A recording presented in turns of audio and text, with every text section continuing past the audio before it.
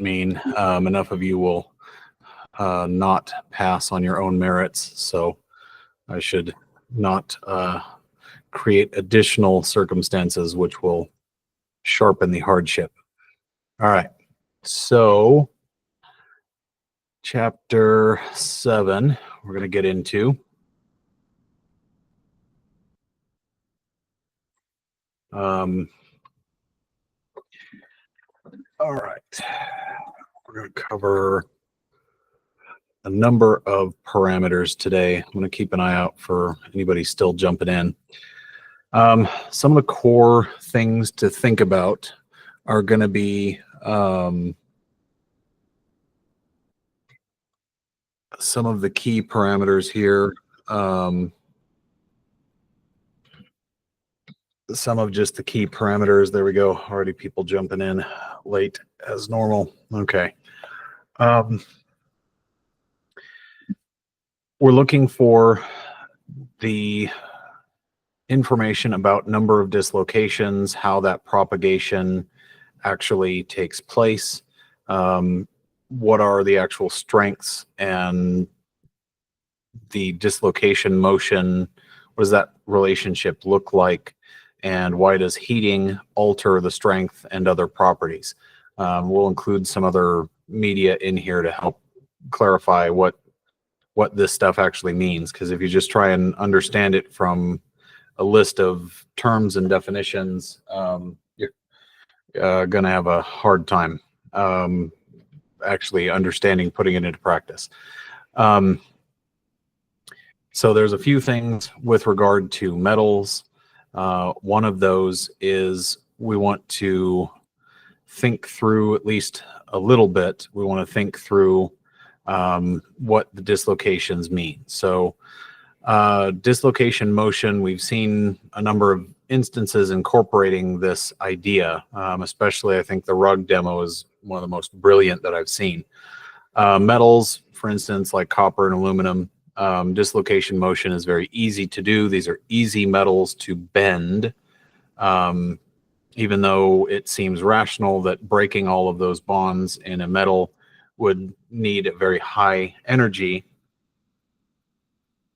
That's not the case because of dislocations. Dislocations allow us to do the things that we do with metals. So if metals were perfect crystals and we had to do all of the bonds at the same time, we had to move all of those, break them, and remake them, we would not be able to do metal work by hand, really basically at all. The only metal that we could work by hand would be mercury, and that's cheating because it's sort of liquidy at room temperature. So dislocation motion is the easiest type of motion. It's not directional relative to the bonding exactly. So it's non-directional bonding. It is the close pack directions become important in terms of how the slip actually propagates through the material. And this becomes very, very, very important for an awful lot of reasons. So the covalent ceramics, for instance, something like silicon and diamond, motion is really difficult to get to happen. This is part of the reasons why diamonds don't move and form. So we talked last class about why the notion of a diamond sword or diamond armor, things that have generally have to be formed. Diamond doesn't form because diamond doesn't really do dislocations in the same way. So there's no way to easily move dislocations through a diamond. They can have dislocations and cracks and all sorts of imperfections in the crystalline lattice, but it's very hard to move those through. So the directional bonding is angular in this case, rather than the non-directional bonding that exists in the metals, where you have an ion cloud. You have the ions in the electron cloud, working together. Ionic ceramics, motion is also difficult. You need to avoid the nearest neighbors of a like sign. So you can't just move them relative to each other very easily. And this is part of the reason why salt is truly like a rock. And we call it rock salt for a reason. So it is very mechanically strong, actually. And that's because if you try and pound on it, the ions don't want to slip past each other because you have a sign conflict, and that takes a tremendous amount of energy, which is part of the reason why the way that we break salt is with grinders and by smashing and brute force, right? You think about the leverage and mechanical advantage that you need some sort of geared drive for a salt grinder or something with a handle on a lever in order to give you the control just to grind salt down just a little bit from a medium grain size to a small grain size, from like 1 millimeter to 1/10 of a millimeter, actually takes a great amount of force. And that's because it's very hard to get dislocation and slip to move through that kind of material. So in metals, these are easiest, and this is why metals are a lot easier to work with for a lot of things, right? Like we don't build a car body out of salt because that would not be a good choice. It's very heavy. It would look very square and cubish, and probably look like something Homer Simpson would design. Also, every time it rained, your car would get lighter, and also be really slimy and gross inside. So there's that. So it would be a bad choice of material for that application. The dislocation motion itself corresponds with plastic deformation. So we start at the left here with an example in like a metal that has a slip plane, and this is the plane where the distortion begins.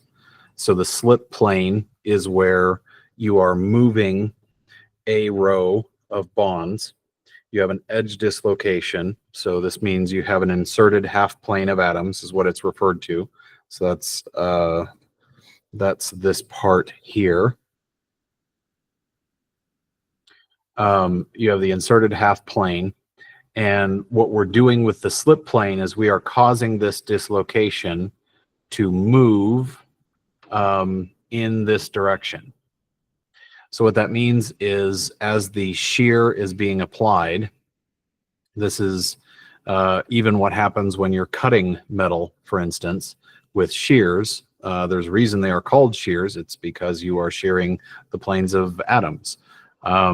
How they do that is actually quite interesting at the microscopic level. And we'll see if we can incorporate some of that to help clarify what's going on closer to the molecular level. But that defines all of these different properties. So there are a lot of things that are happening, but this slip means that the plane has jumped over one, and this half plane is moving through the material. So as it continues to move through the material because of that shear stress, it ends up all the way here at the end of our lattice. So the bottom is pushing this way, the top is pushing this way, and that shear eventually creates a gap here. This is fundamentally how scissors work, how metal shears work, and all sorts of things is moving defects through the material until it reaches the end, and then there's no more attachment. So it's a really kind of a clever thing, actually. So if the dislocations can't move, plastic deformation doesn't occur. So this is storing all of that energy of moving all the way across the material This is storing energy that whole time. So it's absorbing energy that whole time to make and break those bonds. If it then runs into the end and it has another crystalline lattice somewhere out here, and it's going a different direction, for instance, that location, that dislocation stops. That's it. It's hit a wall. It cannot go any farther, and it cannot do anything else. It cannot continue to move through the materials. So this step becomes fairly important. This becomes what's called a unit step of slip. So it's one unit movement of material. So we've made and broken those bonds, but it's only one row at a time throughout that particular three-dimensional crystal. So dislocation moves along a slip plane in a slip direction. These are important terms. So perpendicular to the dislocation line. So the dislocation line is here, and the slip plane and slip direction. So this is the slip plane and the slip direction are perpendicular to this dislocation line. So it makes sense because that's that single row of atoms that you're moving those bonds only. You're making and breaking those bonds with the neighbors. At the macro scale, that could look like this for torsion or could look like this for shear. So the way that shears work, the way that scissors work, is you can imagine as that blade on one side is pushing.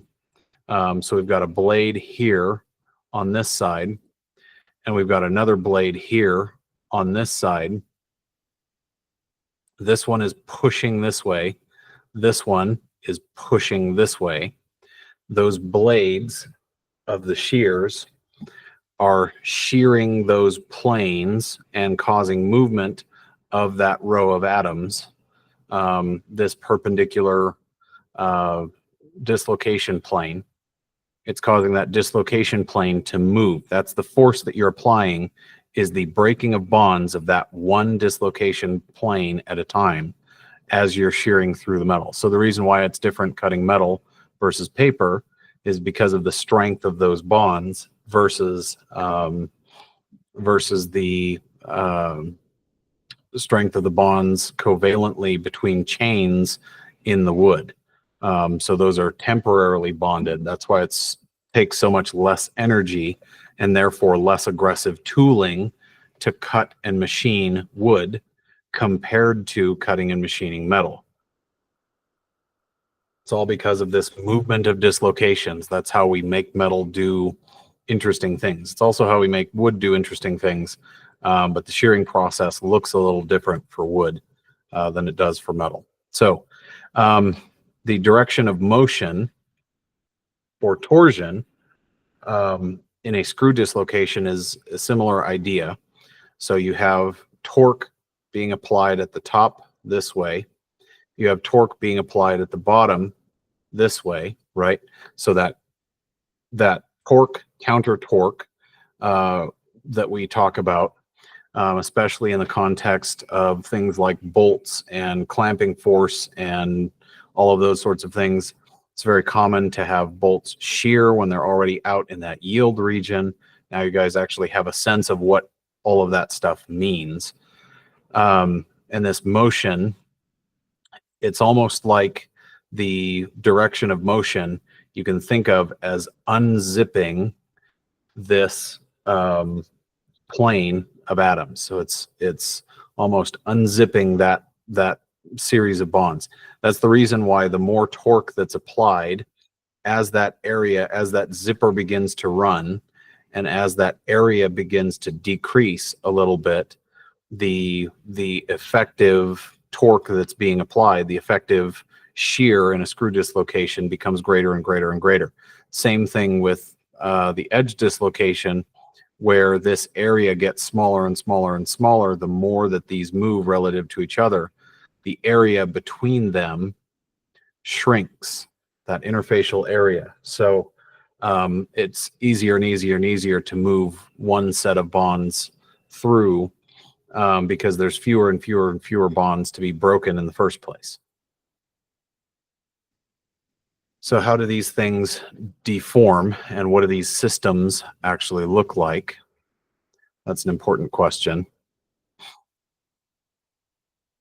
So we have slip planes and slip directions. Those two things are necessary to form what's called a slip system.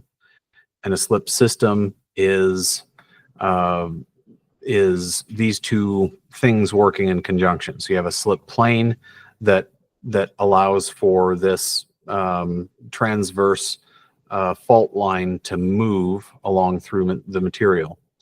You have the highest planar densities and often large interplanar spacings because of the way that these are trying to move physically through the materials. The direction of movement is in the direction of the highest linear densities. And it makes sense because the whole point of a slip system is it's moving one bond from an atom to the next atom. So the difference between a system like this, where you have them all tightly packed together, and the line for highest linear density is maybe in this direction, and one where you have some space between them, is that this extra distance requires a lot of extra energy. And so there's no clear direction where it's easy to move the bonds from one to the next to the next. It has to be, in this case, the highest linear density. It just has to move the bond here, then here, then here, then here, then here, then here. And that's why it's trying to move along the line of highest linear density. So it's a very important thing to understand.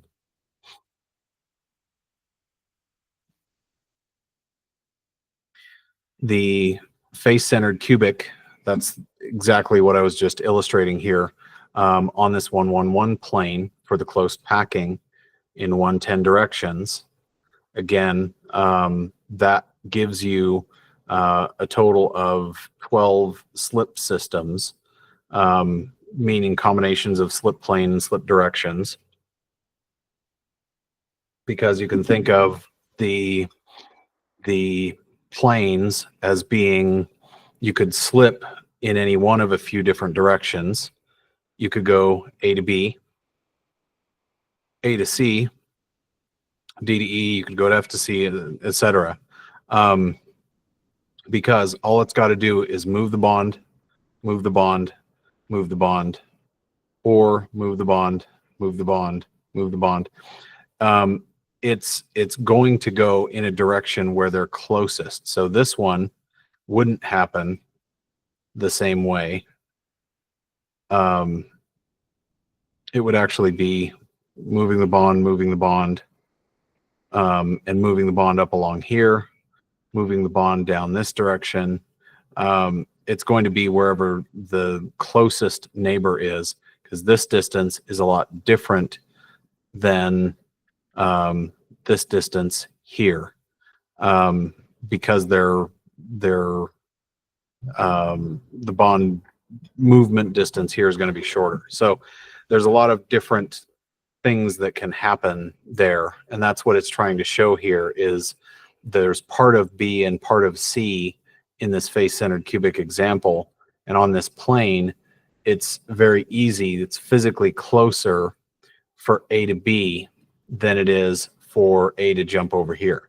That's a lot longer distance, so it's energetically favorable for it to go A to B to D. Then it could go to E to F, or it could go A to C to F, down to E to D.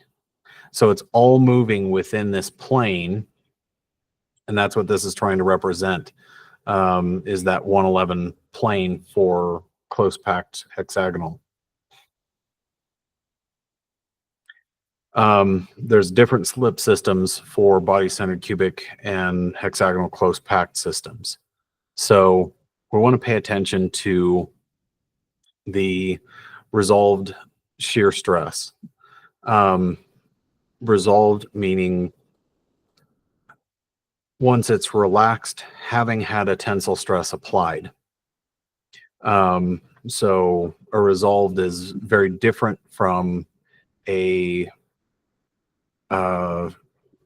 system that is in the process of being sheared under torsion, for instance. A resolved shear stress is you've applied something, you've applied a force, you've created some slip in the material. It's now longer than it used to be because of these slip planes and because of the slip plane and slip direction. The resolved shear stress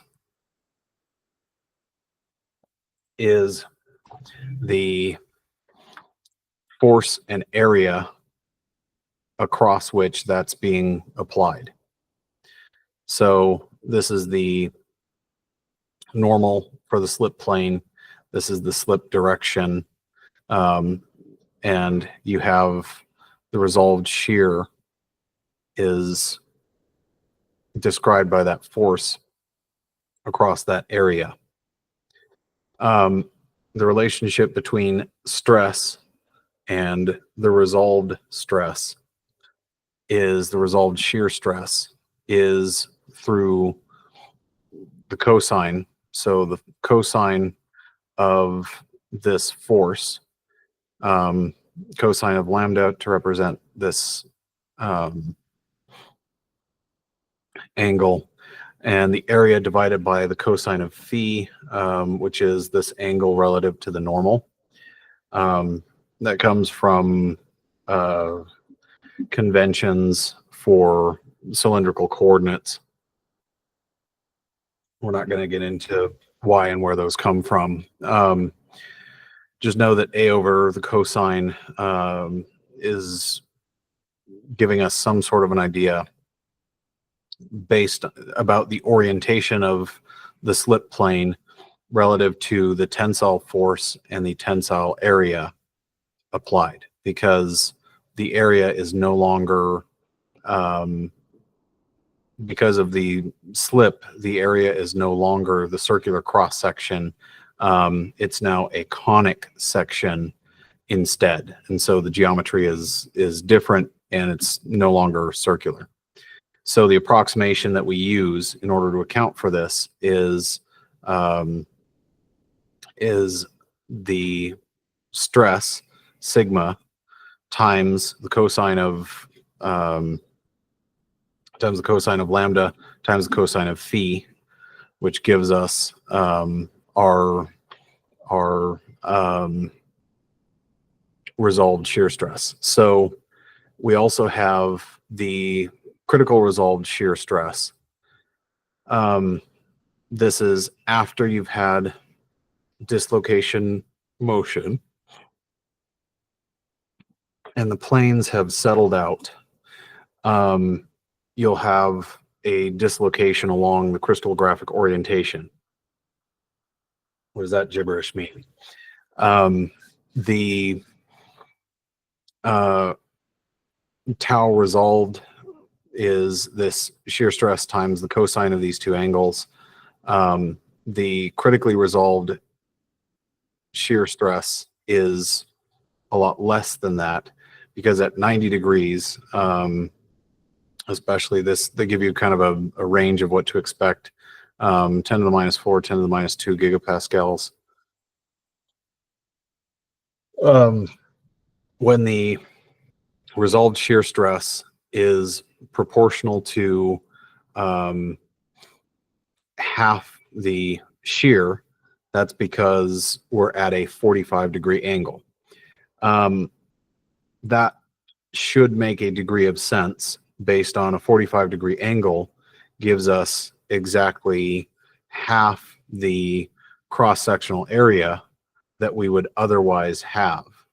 So this area is going to be quite a bit more because of the principle of a squared plus b squared equals c squared, right? We know that this area is going to be greater, and it's going to be the equivalent of the area times the area.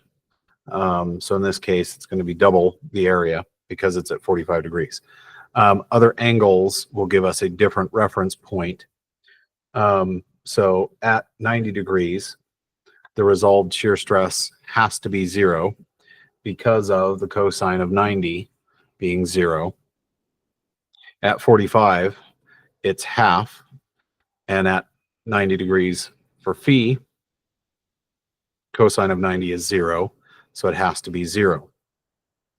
And it makes sense mathematically. So if the slip system is parallel to the stress, the normal stress, then you're going to see no resolved shear stress. And that should make sense. Here, you're not going to have angular slip in the same way. You're just going to have sharp shards breaking and poking out everywhere. So there are some materials that will break like that if they're tested in the correct way. So the maximum for the resolved shear stress is at both lambda and phi are 45 degrees. That's the key. And the maximum, therefore, is half of the shear stress. So a single crystal slip system is,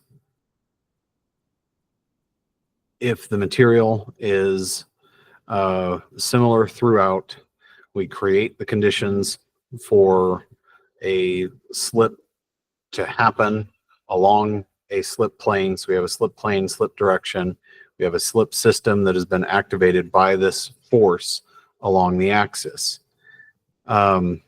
This creates, there's a normal and there's a slip direction.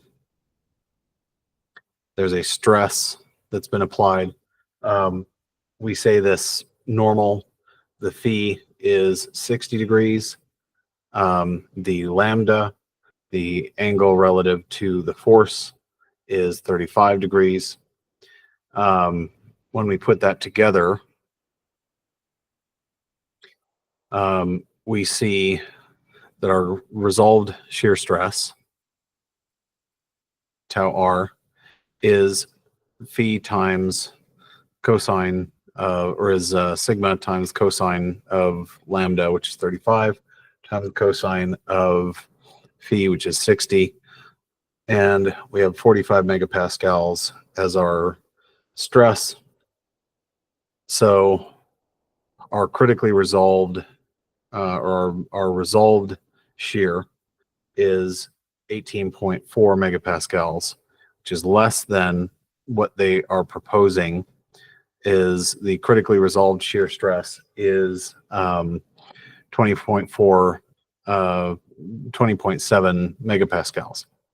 So because the resolved shear is less than the known critically resolved shear stress for this system, no, it's not going to yield, is what that tells us. It's almost like I looked into the future there.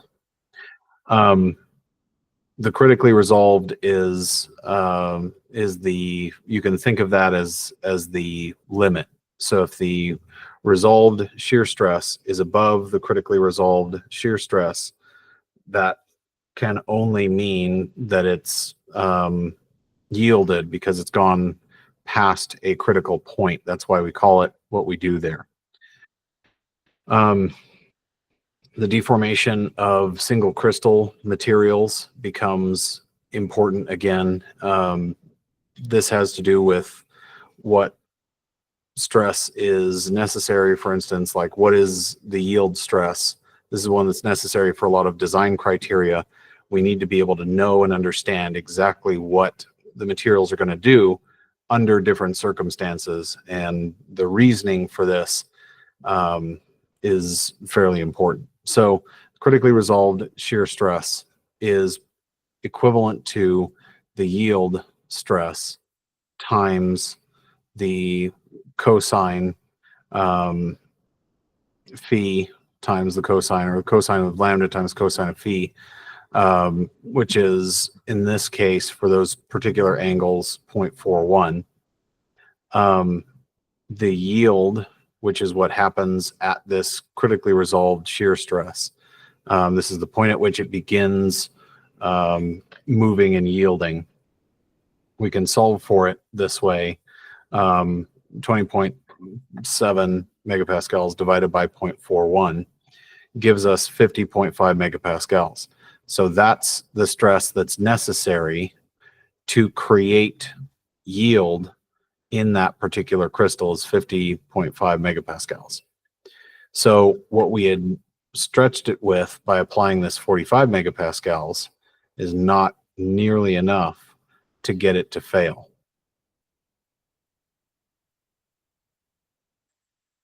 So in order for deformation to occur and there to be plastic deformation in that particular crystalline material, the applied stress has to be greater than or equal to the yield stress.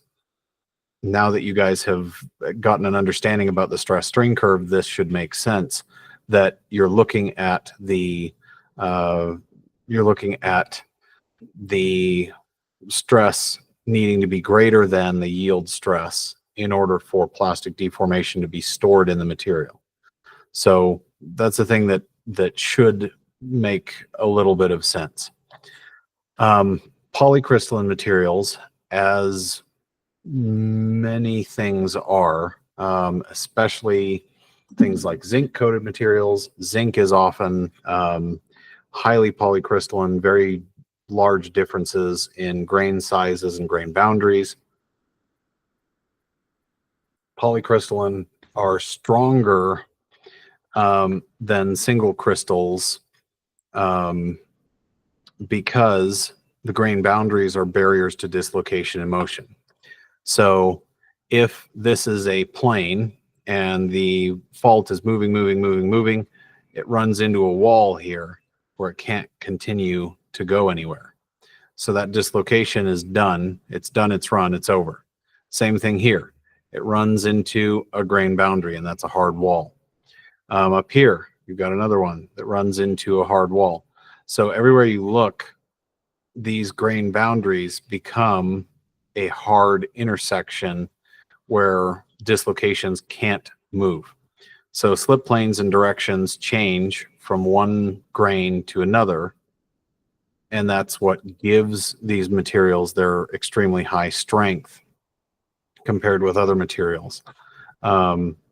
So the grain with the largest resolved shear stress yields first. That really shouldn't surprise you very much, because the grain that has the largest resolved shear stress is the one that has the most dislocation motion sort of stored up in its systems, in its slip systems. The less favorably oriented grains yield later, and that gives us quite a big difference in terms of how these materials behave. So if you're stressing the material in this direction, it's important to understand kind of what that does for the materials. Anisotropy is something that you're going to see some examples of. So something that can be induced by rolling in a polycrystalline material. So we start out with differing grain sizes on the left. This is 235 microns wide, so 0.235 of a millimeter. So looking pretty zoomed in. At least under a microscope. Since the grains of the grains have been equalized and they're randomly oriented. So this is an isotropic material. They're the same kind of in all directions. The grains are close to the same size. When you put that through a roller, it distorts those grain structures. And you've seen an example of this in a video. When that grain is distorted, you now have distortion of the grain orientation as well as the shape. So now it's more resistant to motion in this direction because that was the force that was being applied. So it's already compressed it. It's already caused defects and changes in the material. The material is then more vulnerable when it's being pulled in a different axis. So the anisotropic nature of this means that it doesn't have the same properties like this one does, where if you're pulling it in this direction and down, it's going to behave the same as if you're pulling it in this direction. So we like metals often because of their isotropic behaviors. We don't like anisotropic behaviors sometimes because that means we have to change design requirements compared to isotropic behavior of materials. Sometimes you do, in fact, want anisotropic materials, and it's specific to that individual design as to why. So there's a cylinder. This case, it's going to be tantalum. We're going to machine it from a rolled plate, and the rolling direction is parallel to the length of the plate, which makes sense. And incidentally, most sheet metals that you encounter are going to be this. So sheet metal turns out to be sometimes, depending on the thickness, it can be a little bit hard to compress, but in tension, it's fairly easy to tear the material because these stressed out grain boundaries like to let go. So this is why sheet metal is hard to work with, because as you compress it more and more and more, if you get down to half this thickness again, as you're continuing to try and form and shape the metal, you're continuing to add stresses into the material that's going to make it easier to tear along these grain boundaries. So this is machined from a rolled plate,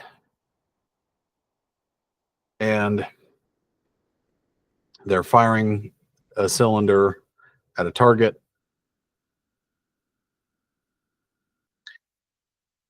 And you have an end view of what happens to the material.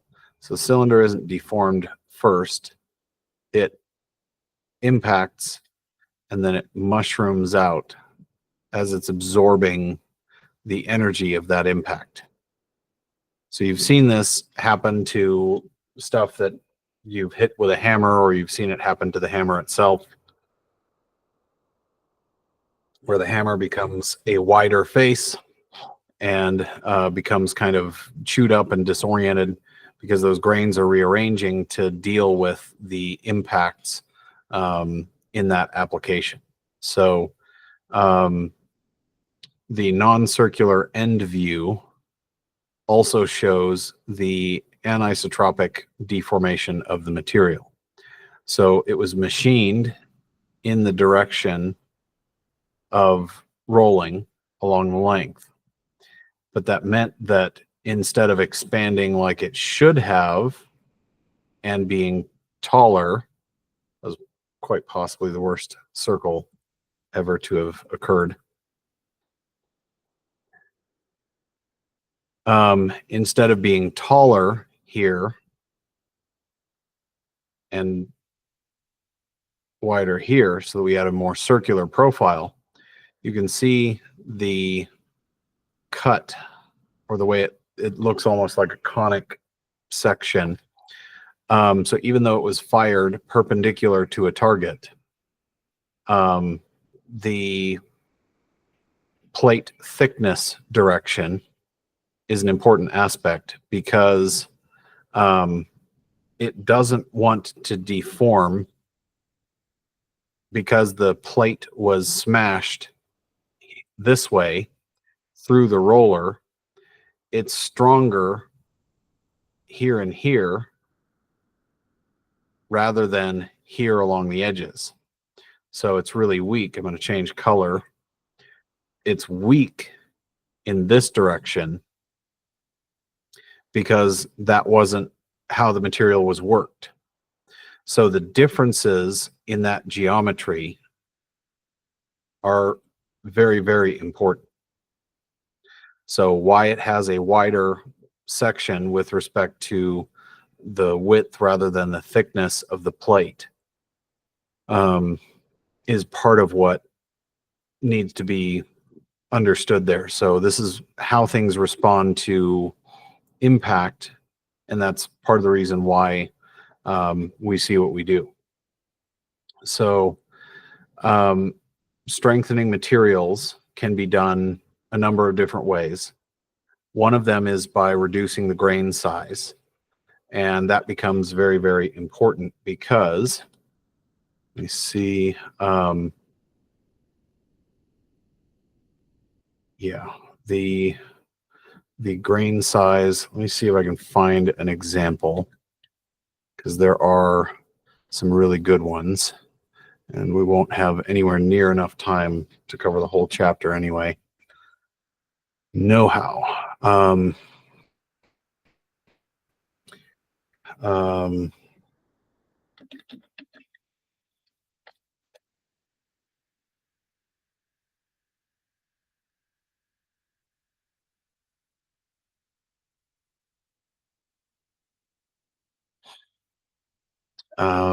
There's a few examples.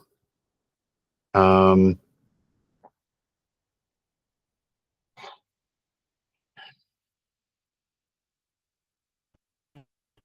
a few examples. I'm trying to see.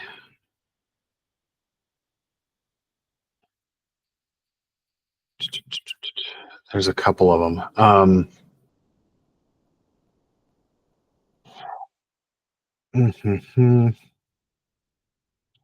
Yeah, there's a few good examples. Um,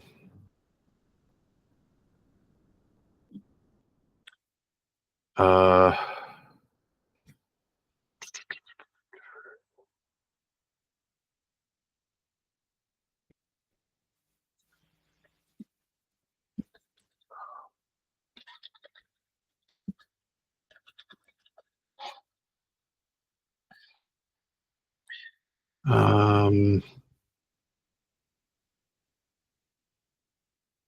let's see. Yes. There's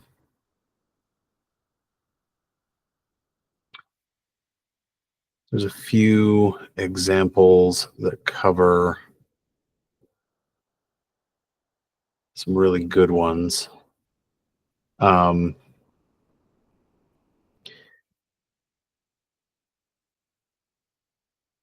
Yes. This is another good example.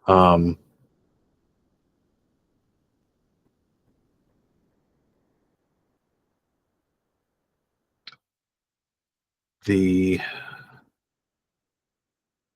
milling chips is a pretty good example. Yeah, that's going to be a pretty good example. So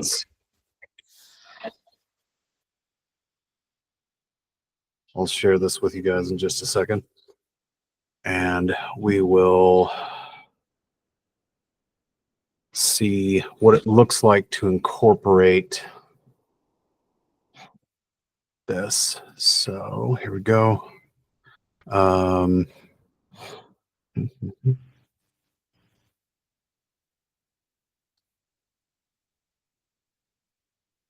Yeah, you need that. So there's a few key aspects to what he's going to cover here that are pretty important. So let me get this started. Been restoring this 1915 Massey steam hammer, and in doing so, we have made a lot of waste. We completely recut this dovetail in this 1.5 ton anvil block, and the result was many pounds of cast iron machine chips. I also machined this giant block of steel into a bottom die, and oh my goodness, look at all this stuff. We've just got kilos and kilos, absolutely tons of these gorgeous blue and gray chips from that honking face mill. And I want to find out, can we make Damascus steel from these 4140 milling chips? Can I forge weld back together these cast iron machining chips? And what happens if I combine them together? So there's 3 tranches to this experiment, and it's all going to start by making up some cans.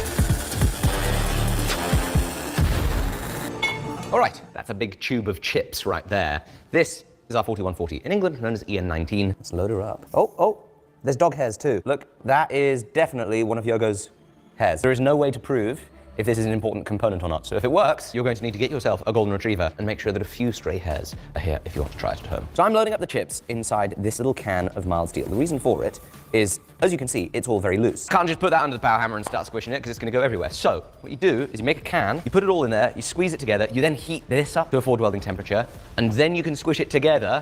And while it's all loose, it's being supported by this can so that it doesn't fly everywhere, with the added benefit of also minimizing the amount of oxygen that's in contact with these things as they heat up. So there's less oxides and a greater chance of it welding together. You've seen me use this technique all sorts of times over the years. One of the really important things, however, is going to be compressing as much of this stuff in there as possible so there's as little air. And obviously these chips have a lot of air inside of them, inside the little curly cues. So I'm gonna get the hydraulic press going. Bloody unwired. God, how convenient. Right when I need it. This is what happens when you take the plug off something when you need it. Instead of just getting more plugs. I know. I stole the plug, used it for something else, and here we are. Oh, get some. That's hilarious. Wow, this is going to compress a lot. You want to stand in front of it in case it just goes, yeah. How am I going to get this out? It's stuck.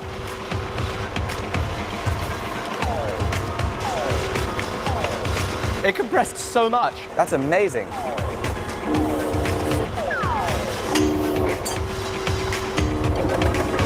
Okay, that's about as tight as we can get it. It took 1.5 of these glass jars to fill up that tiny pot. So I'm gonna put this plate in, we're gonna squish it down as far as we can, tack weld it, and seal it up. Look at that, we got it sunk real deep in there. 25 tons of force holding all those chips together. Woo! Let's light the fire and see if 4140 chips forge weld together. Oh, here we go.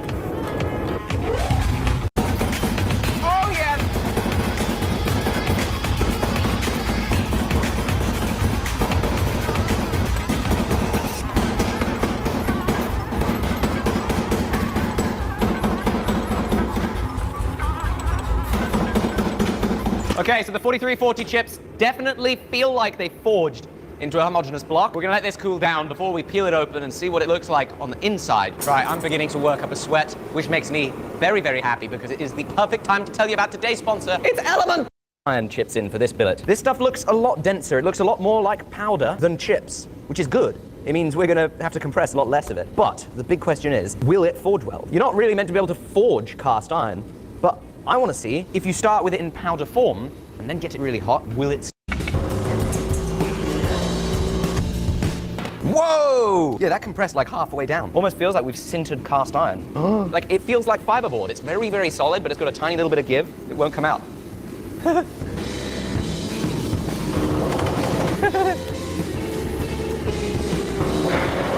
Again, I'm gonna put the cap on the inside, squish it. Probably because at one point I was cutting the cast iron on the power hammer with some cutting oil. So there's probably some cutting oil mixed in with those chips.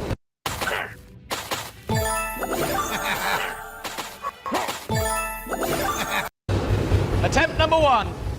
Whoa! You see that? Woo! Oh my goodness! Oh, look, Jamie! You see that? That's ridiculous. Whoa! I've never seen anything like it. It went liquid. Heat number 2. Oh, wow. It's dribbling. Oh my goodness. Oh no. Oh no. Wow. Does it feel solid then? Is it welded? Yeah, it's definitely welded. Can't you tell? Yeah, that's a no. I think we've quite definitively found you cannot weld together cast iron powder.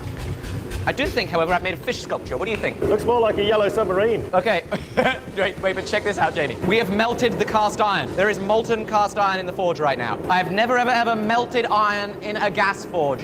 But that right there is a puddle of molten iron. Oh my goodness. Very pretty. I'd be lying if I didn't say I was a bit sad. Oh, listen. Do you hear that, Jamie? It sounds like bloody bacon's frying. I was really hoping that at least the mixed one would kind of stick. It hasn't, though. So all we've got is the 4140 chip canister. Let's break into it, see what she looks like. It doesn't look like it's made up of tiny little chunks of curly whirlies, does it? It looks pretty homogeneous. You can see at the very top a little remnant of the jacket that the canister was made up out of. That's all I can really spot, though.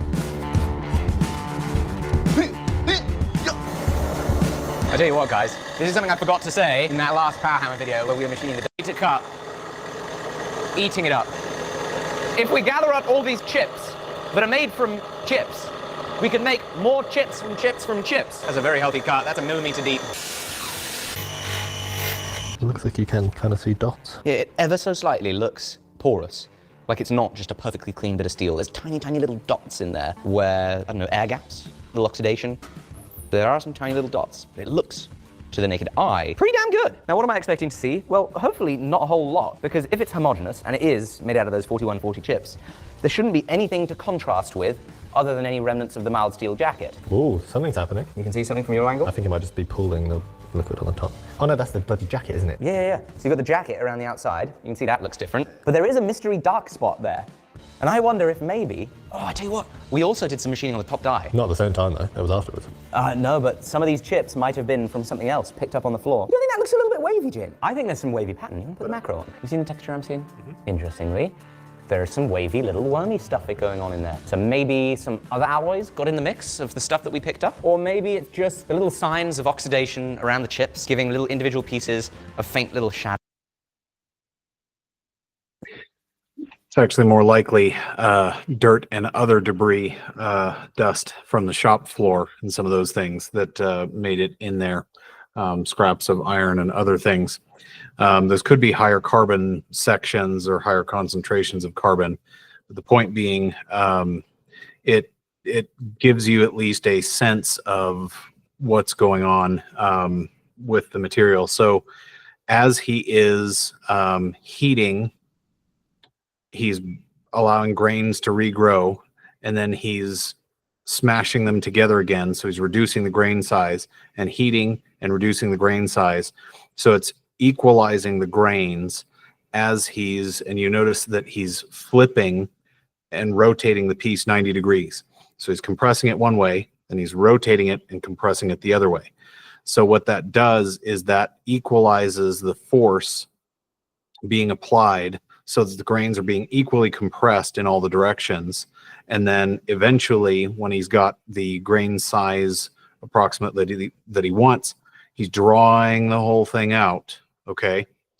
And that creates the larger shape of whatever it is that he's trying to forge using that process. So it's small grains that are made much more the same size.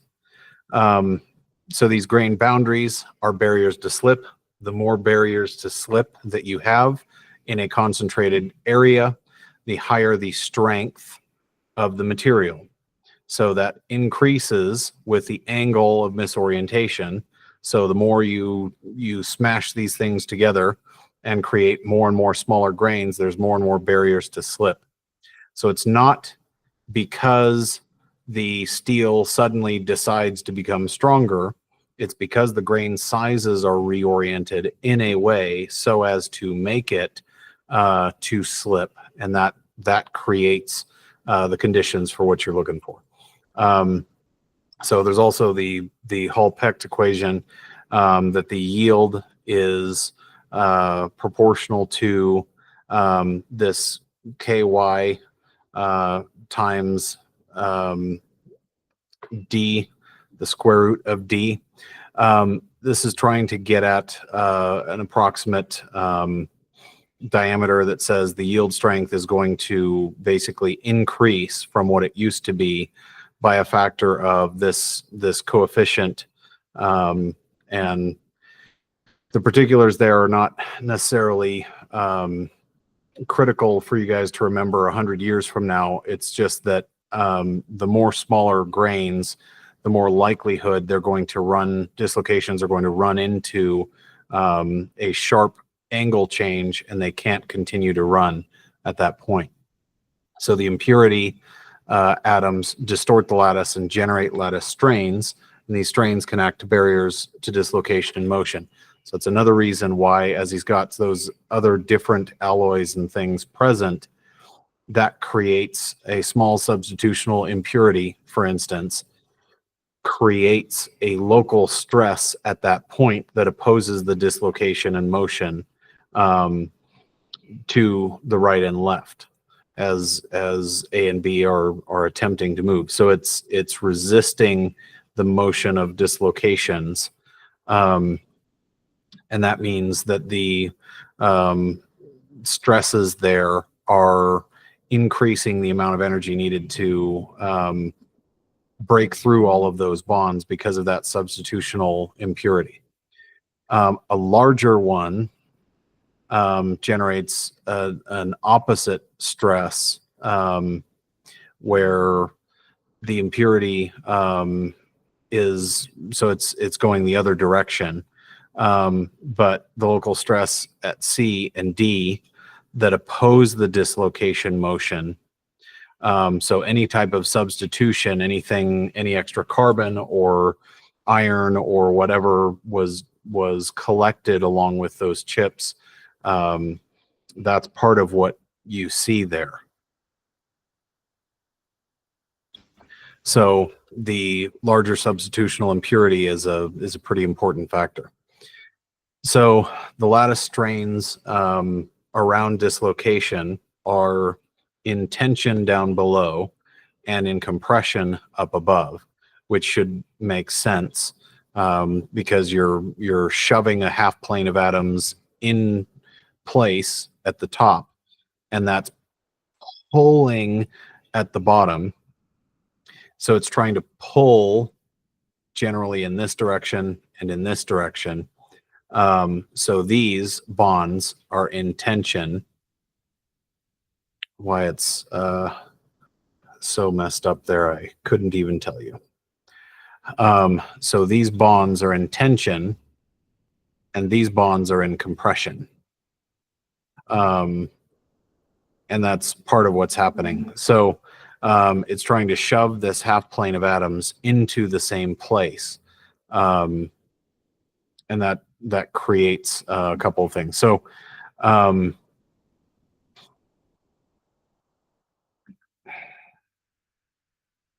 yeah, so they really only give you a couple examples of the strategies here.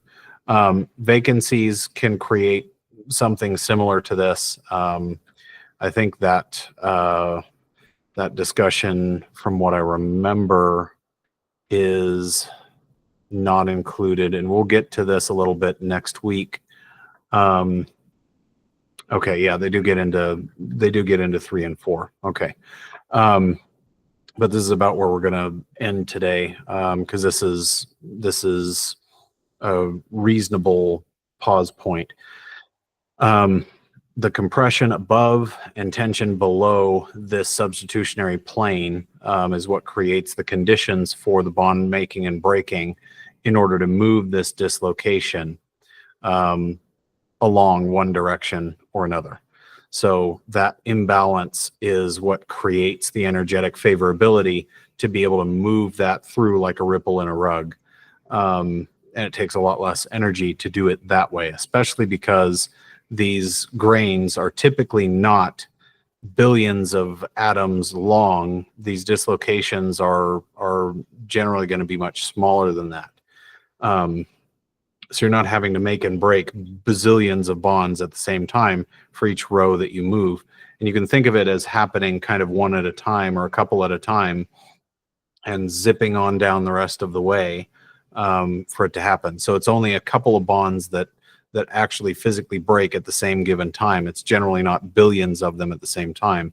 And that's how these things move and propagate, is that force is enough to create a couple bonds breaking at a time, and that starts to move this half plane layer by layer by layer as we slice our way through the crystal. So we're going to pause here. Any questions from today?